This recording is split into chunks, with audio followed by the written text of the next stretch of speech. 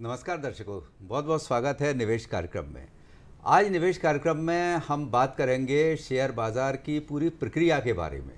अक्सर हम बात करते हैं निवेश के बारे में, तो निवेश के साथ साथ ये बहुत ज़रूरी है कि जहां आप निवेश कर रहे हैं उस बाज़ार का कल्चर क्या है, वहाँ के किस तरह का पैटर्न होता है, वहाँ क्या प्रक्रियाएँ होती हैं, क्या विधि विधान होता है, इसके बारे में पूरी जानकारी होना ज़रूरी है ताकि आपका निवेश सुरक्षित रहे और सरल सहज बन जाए।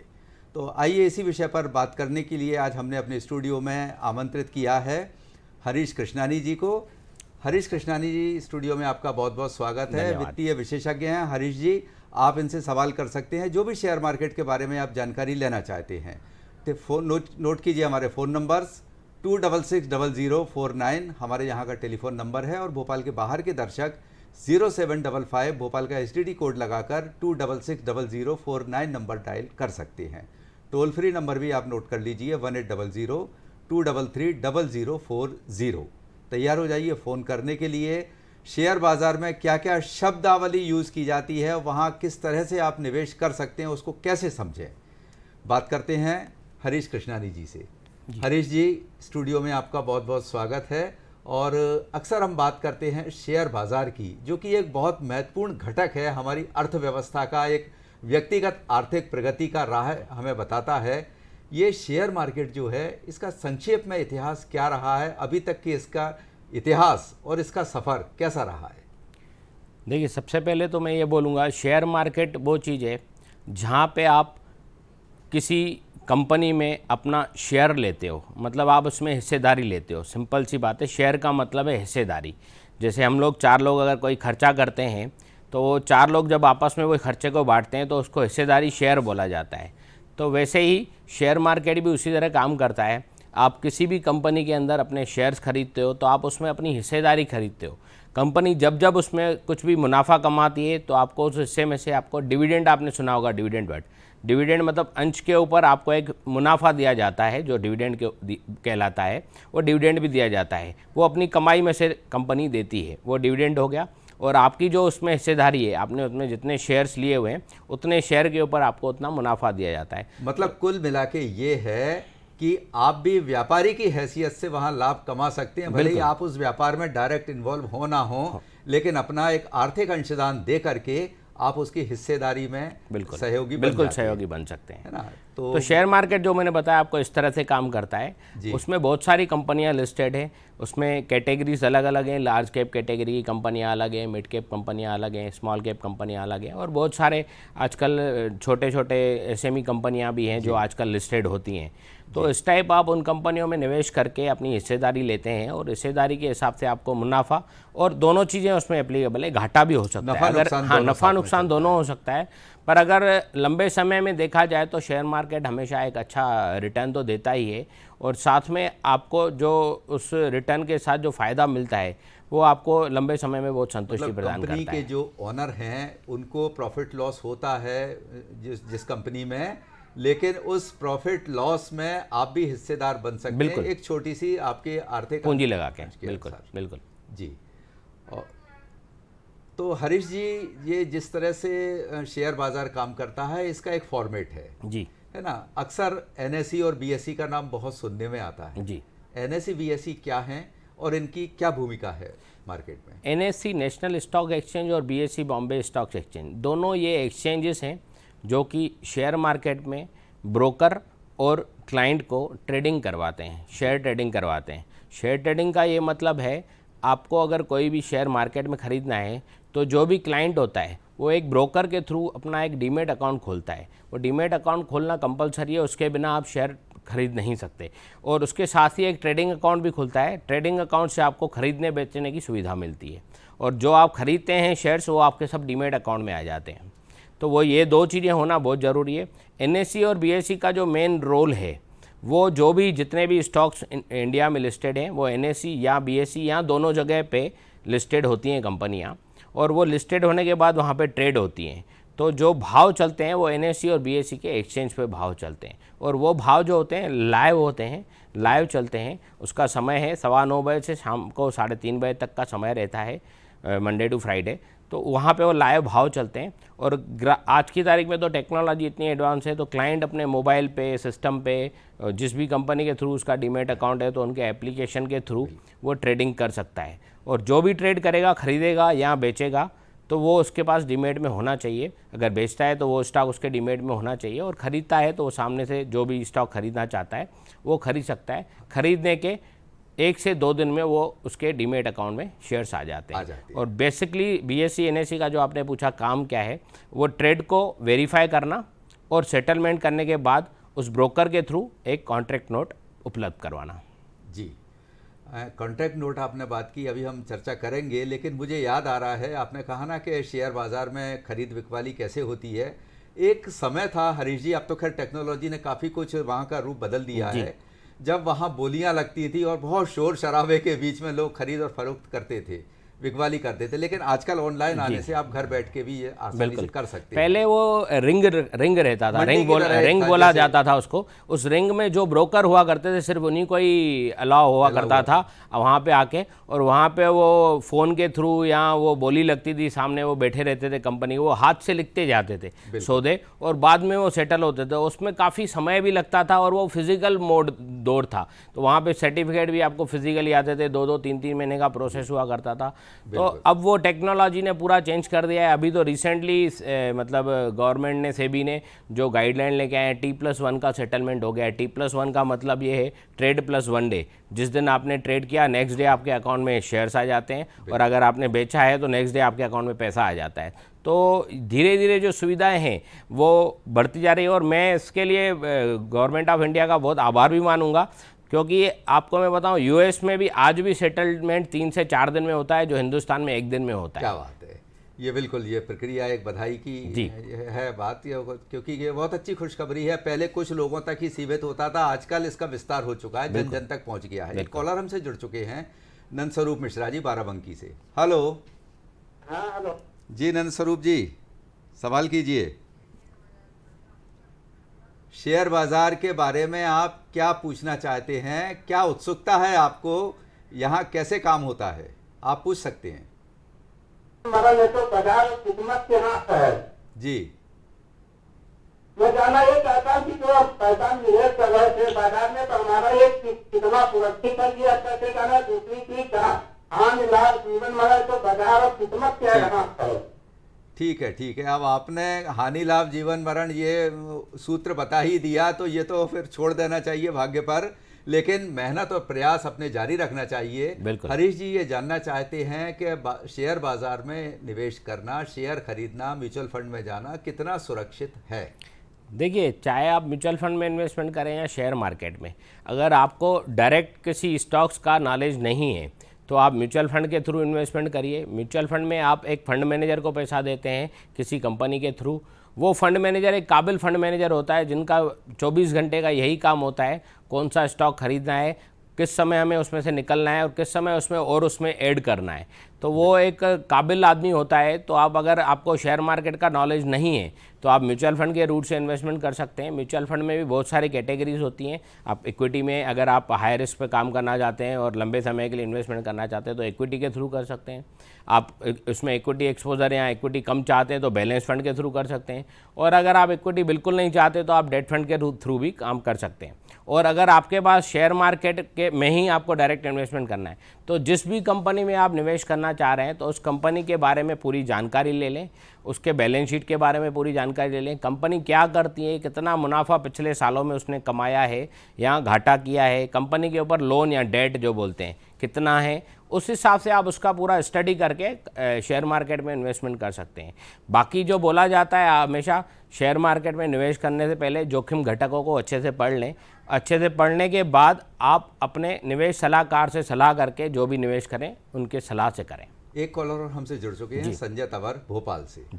जी संजय जी, सवाल कीजिए। नमस्कार। नमस्कार सर, मैं ये जानना चाहता हूँ शेयर मार्केट में इन्वेस्ट करने के लिए हमें सबसे पहले एक डीमेट अकाउंट खोलना पड़ता है जी। पर ये डीमेट अकाउंट की प्रक्रिया क्या है, क्योंकि क्या है आधे से ज्यादा जनसंख्या को मालूम ही नहीं होता कि ये डीमेट अकाउंट होता क्या है। तो इसको आप थोड़ा सा स्पष्ट कीजिए और इसके बारे में विस्तार से समझाइए। जी। देखिए, डीमैट अकाउंट जो होता है, जैसे आप एक बैंक में जाते हो, आप एक सेविंग अकाउंट खोलते हो आपके पैसे को रखने के लिए, तो डीमैट अकाउंट होता है आपके शेयर्स को रखने के लिए, या आप जो भी आज की तारीख में आप सरकारी बॉन्ड भी डीमैट में ले सकते हो, गोल्ड बॉन्ड जो आते हैं सर्वाइन गोल्ड बॉन्ड, वो भी आप डीमैट में ले सकते हो। डीमैट का सिंपली मतलब ये है, फिजिकल कागज़ न होकर आपके डीमैट खाते में वो एक डीमैट खाता खोलने पे बाद उसमें आपके वो शेयर्स या डीमैट या बॉन्ड जो भी हैं वो उसमें आ जाएंगे। अब उसकी प्रक्रिया खोलने की ये है सिंपल, उसमें आपके डॉक्यूमेंट लगते हैं, केवाईसी डॉक्यूमेंट, पैन कार्ड की कॉपी, एक एड्रेस प्रूफ, आईडी प्रूफ लगता है, और वो उसमें 2 एजेंसीज हैं, NSDL और CDSL, 2 एजेंसीज हैं जिनके थ्रू डीमैट खाता खुलता है। बहुत सारी कंपनियां अवेलेबल हैं मार्केट के अंदर जो डीमैट खाता खोलती हैं, और बैंकें भी डीमैट खाता खोलती हैं, पर आप ब्रोकर के थ्रू खोलते हो जो प्रॉपर ये स्टॉक ब्रोकिंग का काम करते हैं, तो वहाँ पे आपको थोड़ी ज़्यादा सहूलियत होती है, क्योंकि उनका प्रॉपर यही काम होता है। Demat account generally online offline दोनों खुलते हैं, और उसमें आप अपने जब भी आप कुछ निवेश करते हो तो आपको अपना डीमैट खाता नंबर उसमें देना पड़ता है कि ये मेरा डीमैट खाता नंबर है, मैंने ये बॉन्ड खरीदा है या मैंने ये शेयर खरीदा है, वो इस डीमैट खाते में आ जाएं। तो जैसे ही आप खरीद प्रक्रिया पूरी करते हो तो उसके अगले 1-2 दिन में आपको वो यूनिट और यहाँ शेयर्स अलॉट होते हैं, वो डीमैट में आ जाते हैं। एक तरह से हरीश भाई, ये डीमैट अकाउंट जो होता है आपके शेयर का एक पार्किंग या पूल है। ये पूल नहीं है, ये खाता है। पूल एक्चुअली उसको बोला जाता है, पूल से आप निकाल सकते हो बार बार, और वो पूल शॉर्ट टर्म के लिए रहता है, मतलब रोकने के लिए, पर ये आपका प्रॉपर खाता है। आप इसमें आप होल्डिंग अपनी रख सकते हो, इसमें नॉमिनेशन वगैरह सब होता है। जैसे आपने कोई शेयर लिया, आपने ले लिया लंबे समय के लिए, वो आपके अकाउंट में पड़ा है, और किसी डीमैट होल्डर की मृत्यु हो जाती है तो उसमें नॉमिनेशन भी रहता है, तो वो ऑटोमेटिकली नॉमिनी के नाम से ट्रांसफर हो जाता है। तो इसको उससे लिंक कर सकते हैं, सच एज बैंक अकाउंट की तरह बोल सकते हैं। जैसे बैंक में आप अपने पैसे रखते हो, बट यहाँ पे आप अपने निवेश को रखते हो फिजिकल फॉर्म में न रखकर डिजिटल फॉर्म में रखते हो। अच्छा, इसका कोई चार्जेस वगैरह भी लगते हैं बैंक में? हाँ, बिल्कुल लगते हैं। डीमैट अकाउंट ओपनिंग अलग अलग कंपनियां अलग अलग चार्जेस लेती हैं, जो 500 से लेकर 1000 रुपये के बीच में होते हैं। अच्छा। वो हर कंपनी का अलग अलग चार्ज वार्षिक होता है। और जब भी आप डीमैट में कुछ भी खरीदते हो और बेचते हो तो उसके ऊपर जो ब्रोकरेज तो लेता ही है, उसके बाद जब डीमैट में आपका कुछ आता है तो उसके ऊपर भी वो चार्जेस लिया जाता है, होल्डिंग चार्जेस बोला जाता है उसको। और बाद में जब आप बेचते हो तो उसमें बेचने पे भी आपको चार्जेस देना पड़ता है। अच्छा, ट्रेडिंग अकाउंट भी इसमें खोला जाता है, तो ट्रेडिंग अकाउंट कैसे खोला जाता है और ये डीमैट अकाउंट से किस तरह से अलग है? ट्रेडिंग अकाउंट का मीनिंग ये है, आपको कुछ खरीदने बेचने के लिए आपको एक ट्रेडिंग अकाउंट खोलना पड़ता है, तो वो डीमैट से आपके लिंक रहता है। ट्रेडिंग अकाउंट आप जब खोलते हो उसमें आप अपना डीमैट खाता नंबर देते हो, जो भी मैं खरीदूंगा या बेचूंगा वो इस डीमैट अकाउंट के थ्रू बेचूंगा या खरीदूंगा। तो वो जब आप ट्रेडिंग अकाउंट की प्रक्रिया भी वही है, उसमें भी आपके केवाईसी डॉक्यूमेंट, पैन कार्ड, आधार कार्ड, पैन कार्ड बिल्कुल कंपलसरी है, साथ में जो भी आप एड्रेस प्रूफ, आईडी प्रूफ देना चाहें, और उसमें साथ में बैंक खाता भी लिंक रहता है। भाई जो भी मैं पेमेंट भी करूँगा, जो खरीदने के बाद पेमेंट भी तो आप करोगे, तो पेमेंट भी मैं इसी खाते से करूँगा, तो वो तीनों चीज़ें लिंक हो जाती हैं। तो जब भी आप ट्रेडिंग अकाउंट के थ्रू कुछ खरीदते हैं या बेचते हैं तो वो डीमैट से आपके खरीदते हैं तो आपके डीमैट में आ जाता है, और बेचते हैं तो आपके डीमैट से वो निकल जाता है। उसके लिए एक DIS स्लिप होती है, पहले वो फिजिकल चलती थी, अभी भी चलती भी है, और आजकल डिजिटली भी हो गई है। वो आपको अपने मोबाइल ऐप से या सिस्टम के थ्रू आपको अथोराइज़ करना पड़ता है, भाई मैंने आज ये शेयर बेचे हैं, ये मेरे डीमैट अकाउंट से निकाल दिए जाए, तो ऑटोमेटिकली वो आपके अकाउंट से डेबिट हो जाता है। उस पे क्या पर ट्रांजैक्शन चार्ज लगता है या फिर मेंटेनेंस चार्ज ही रहता है? मेंटेनेंस तो साल भर का लगता ही है, प्लस पर ट्रांजैक्शन चार्जेस भी लगता है। अच्छा, ट्रांजैक्शन के हिसाब बिल्कुल से लगता है। जी जी। अच्छा, कई बार एक शब्द और सुनने में आता है, जब शेयर खरीदते हैं स्टॉप लॉस लगाते हैं कुछ लोग। जी, स्टॉप लॉस का मीनिंग, हाँ, मीनिंग ये है, पहले तो स्टॉप लॉस, अगर आप कोई चीज़ 100 रुपये में खरीद रहे हो और आपकी मंशा है इसमें 20% 30% कमाने की मंशा रखते हैं, तो एक स्टॉप लॉस भी नीचे की साइड होना चाहिए आपकी। अगर बोलें तो लॉस कैपेसिटी के हिसाब से, अगर आपने कोई 100 रुपये का चीज़ खरीदा है और आपने 90 रुपये का उसमें स्टॉप लॉस लगा दिया, मतलब 10% का आपने उसमें स्टॉप लॉस लगा दिया, उसका मीनिंग ये है अगर वो 90 रुपये आएगा तो आपका ऑटोमेटिकली सौदा कट जाएगा, मतलब वो चीज़ जो आपने खरीदी है वो बिक जाएगी और आप 10% के लॉस के साथ वो निकल जाओगे।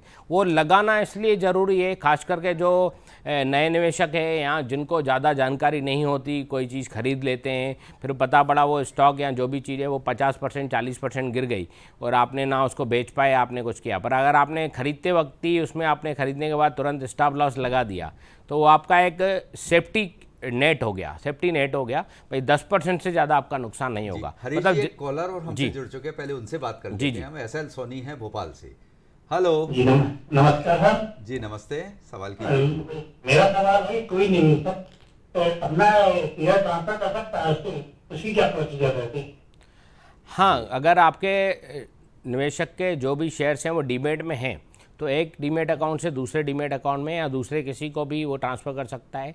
उस केस में एक स्टाम्प ड्यूटी चार्जेस देने पड़ते हैं, वो अलग अलग वेरी करता है। आप ब्लड रिलेशन में कर रहे हैं कि नॉर्मल और किसी को कर रहे हैं, थर्ड पर्सन को कर रहे हैं, उसके अकॉर्डिंगली आपका स्टॉक ब्रोकर आपको उसके बारे में ज़्यादा जानकारी देता है, वो ट्रांसफ़र कर सकते हैं, ये पक्की बात है। जी, मतलब इसको शेयर्स आप ट्रांसफर कर सकते बिल्कुल। हैं, किसी को गिफ्ट वगैरह भी कर सकते हैं गिफ्ट आप उसमें। देखिए, गिफ्ट के ऊपर बहुत सारे लॉज हैं। अगर आप ब्लड रिलेशनशिप के अंदर गिफ्ट कर रहे हैं तो उसके लॉज अलग हैं, और आप किसी थर्ड पार्टी को गिफ्ट कर रहे हैं तो क्यों कर रहे हैं, उसके लिए आपको रीज़न देना पड़ेगा। प्लस उसके ऊपर एक स्टाम्प ड्यूटी जो गवर्नमेंट लेती है ट्रांसफ़र करने की, जी, जी। वो आपको देनी वो पड़ेगी। देनी पड़ती है। जी, अच्छा, ये शेयर जब खरीदे जाते हैं तो डायरेक्ट प्रोसेस भी होती है या इनडायरेक्ट होती है? ये दोनों प्रक्रियाएं किस तरह से प्रोसेस होती हैं? डायरेक्ट ही होती है। आप जो भी है टर्मिनल के थ्रू ही खरीदते हो। आपने जिस ब्रोकर के पास अकाउंट खोला है, आप ब्रोकर के बिना तो आप कर ही नहीं सकते हो कुछ भी, तो ब्रोकर तो आपका होगा ही होगा, कोई भी हो उसमें, वो चाहे वो बैंक हो, चाहे वो बाहर का ब्रोकर हो। बहुत सारी कंपनीज अवेलेबल हैं इंडिया के अंदर ब्रोकरशिप में, तो आपका ब्रोकर तो बीच में होगा ही होगा। पर जो भाव चलता है वो लाइव चलता है। भाव में आपको फ़र्क नहीं मिलेगा कि एक ब्रोकर के बाद दूसरा भाव मिलेगा, दूसरे ब्रोकर के बाद दूसरा भाव मिलेगा। भाव एक टाइम पे एक ही रहेगा। तो आपको वो डायरेक्ट ही कर रहे हो ट्रेड, उस भाव के ऊपर आपको ब्रोकरेज अलग अलग हो सकते हैं। कोई ब्रोकर हो सकता है कुछ कमीशन ज़्यादा लेता हो, कोई ब्रोकर हो सकता है कुछ कमीशन कम लेता हो, या वो क्लाइंट टू क्लाइंट भी वेरी करता है। अगर कोई HNI क्लाइंट है तो उसके हिसाब से ब्रोकरेज होते हैं, और कोई नॉर्मल क्लाइंट है तो उसके ब्रोकरेज उस हिसाब से होते हैं, और उसके ऊपर जो स्टाम्प ड्यूटी चार्जेस वो लगते हैं वो सबके लिए कॉमन रहते हैं। अच्छा, तो वो आपको हरीश जी, देना ही एक पड़ेगा। कॉलर और जी हमसे जी जुड़ चुके हैं, जी डॉक्टर जी प्रदीप साहू भोपाल से। जी प्रदीप जी, हाँ हाँ, प्रभु सोहन जी नमस्कार। नमस्कार सर, स्वागत है कार्यक्रम में, सवाल हाँ, कीजिए। मेरा प्रश्न चौधरी जी से ये है जी कि ये बताइए वो कौन लोग होते हैं जो शेयर मार्केट में बहुत ऊंचाइयों से छूते हैं? किस तरह के लोग होते हैं? वो कौन लोग होते हैं जो धीरू भाई अंबानी या अपना राकेश झुनझुनवाला बनते हैं? थोड़ा बताइए प्लीज, है ना? देखिए, राकेश झुनझुनवाला, वारेन बफेट, ये तो ऐसे इतिहास पुरुष हैं साहब, ये अनुभव और शायद हौसले की वजह से यहाँ तक जी, पहुँचे। मैं उसका आपका जवाब दूंगा। बिल्कुल, आपने बहुत अच्छा क्वेश्चन किया है। जी। देखिए, शेयर मार्केट में निवेश करने से पहले आपके पास सबसे पहले 2-3 चीज़ें होनी चाहिए। Extra knowledge. आप किसी भी कंपनी के अंदर अगर इन्वेस्टमेंट कर रहे हो तो उसकी पूरी बैलेंस शीट से लेकर उसकी पूरी कंपनी की जानकारी से लेकर क्या प्रोडक्ट करता है, कितना बेचता है, कितना खरीदता है, कैसे बेचता है, कितने मार्जिन पे बेचता है, वो नॉलेज होना चाहिए। एक्स्ट्रा टाइम होना चाहिए आपको उस चीज़ को पूरा एनालाइज करने के लिए। एक्स्ट्रा पैसा होना चाहिए आपको एवरेज करने के लिए। और चौथी जो सबसे बड़ी चीज़ है, वो सबसे ज़रूरी चीज़ है धैर्य है, सब्र। ये ना बिल्कुल तेज आवाज में बात करें। जी, तो जो भी जिस सब्र के साथ निवेश करता है उसको हमेशा पैसा बन के मिला है। जिसने भी लंबे समय के लिए निवेश किया है उसको हमेशा पैसा बन के मिला है। तो चाहे वो आपने जो भी नाम लिए, उन सब ने जो भी निवेश किया है हमेशा लंबे समय के लिए किया है, अच्छी कंपनीज़ के अंदर निवेश किया है, पूरा मतलब उसको रिसर्च करने के बाद निवेश किया है। तो जो भी रिसर्च के साथ लंबे समय के लिए निवेश करता है हमेशा वो पैसा बनाता है। अनुभव, धैर्य बिल्कुल। और हौसला, ये सारी बातें हैं जो सक्सेस करती हैं। एक शुभम जैन ललितपुर से कॉलर हैं फोन पर। हेलो हेलो जी हेलो, शुभम हाँ जी, सर, नमस्कार नमस्कार शुभम जी। सर। जैसे किसी भी स्मॉल कैप की कंपनी है तो उसका फंडामेंटल है कि कौन से पैरामीटर का तो ज्यादा ध्यान दें इन्वेस्ट करने के लिए? देखिए, स्मॉल कैप कंपनियां जो भी होती हैं वो या तो नई लिस्टेड होती हैं या होती पुरानी है, पर वो काफ़ी लंबे समय से चल रही हैं, पर उनके पास शायद कहीं ना कहीं कुछ फंड्स की दिक्कत होती है, तो इसलिए वो ज़्यादा बड़ी नहीं हो पाती। तो सबसे पहले तो उनकी बैलेंस शीट को देखना चाहिए, उनका कितना लोन है, डेट है, सबसे पहले तो वो देखना चाहिए। दूसरा, जो मैंने अभी थोड़ी देर पहले भी बताया, वो क्या प्रोडक्ट बनाती है और उसकी सेल क्या है, और उनका जो बैलेंस शीट के अंदर ईबिटा कितना है। ईबिटा मतलब उनका प्रॉफिट, नेट प्रॉफिट कितना है आफ्टर टैक्सेशन, क्या वो कंपनी कमा रही है। अगर हाँ कमा रही है और साल दर साल से उसकी कमाई बढ़ रही है तो वो कंपनी ग्रोथ कर रही है, ऐसी कंपनियों के ऊपर आप निवेश करेंगे लंबे समय के लिए तो बिल्कुल आप उसमें फ़ायदा कमा सकते हैं। जी, प्रश्न करने के लिए धन्यवाद। हरीश जी, मिड कैप, स्मॉल कैप और लार्ज कैप कंपनियां, ये इनको किस तरह से दर्शकों तक बताएंगे कि ये क्या क्या होती हैं और इनके क्या फ़ायदे और नुकसान हैं? देखिए, फ़ायदे नुकसान तो सभी कंपनियों में बरोबर ही होते हैं। बाकी इसकी किसका चयन करें? हाँ, इसका चयन ऐसे कर सकते हैं। देखिए, लार्ज कैप कंपनियां वो होती है जो इंडिया की ब्लू चिप कंपनियां हैं। हाँ। एक 500 का इंडेक्स बना हुआ है, 500 कंपनियों का इंडेक्स बना हुआ है, उसमें 1 से लेकर 100 तक जो कंपनियां हैं वो सब लार्ज कैप कंपनियां हैं। उसमें 101 से लेकर जो 250 तक की कंपनियां हैं, मतलब 150 कंपनियां हो गई, वो सब मिड कैप कंपनियां हैं। और 251 से लेकर 500 तक की जो कंपनियां हैं वो सब स्मॉल कैप कंपनियां हैं। वो इंडेक्स बना हुआ है ऑलरेडी, उस इंडेक्स में वो कंपनियों ने उन्होंने डिफाइन किया हुआ है उसको।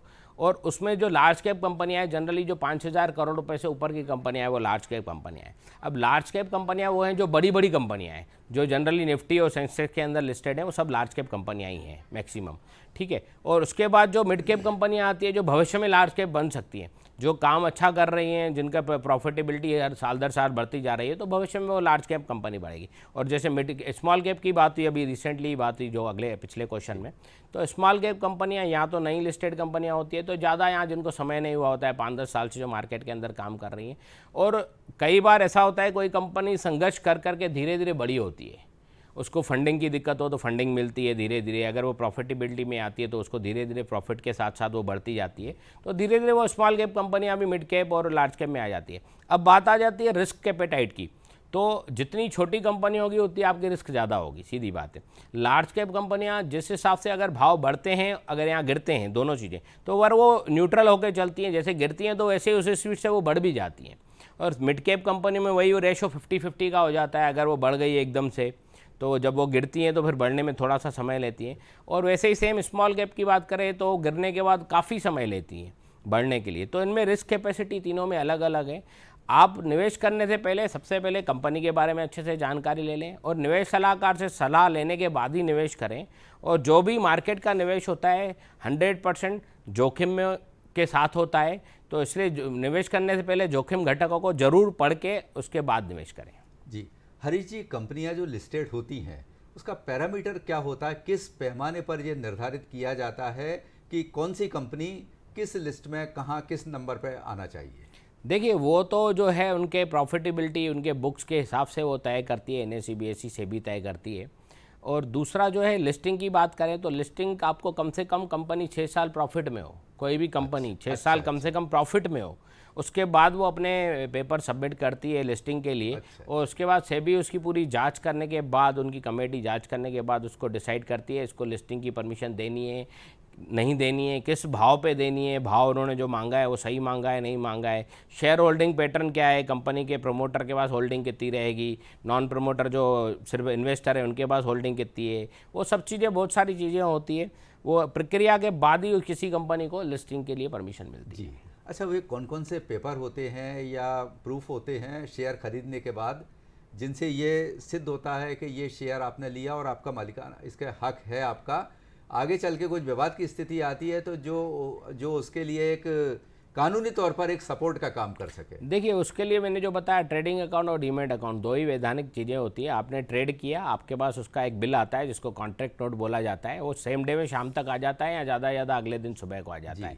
तो उसमें वो आपका पूरा डिटेल लिखा जाता है, आपने फलानी कंपनी के 100 शेयर खरीदे हैं, इस भाव पे खरीदे, उसके ऊपर इतने चार्जेस लगे ब्रोकरेज और इतनी स्टाम्प ड्यूटी लगी और टोटल बिल इतना रहा, उसको कॉन्ट्रैक्ट नोट बोला जाता है। तो वो एक प्रूफ हो गया।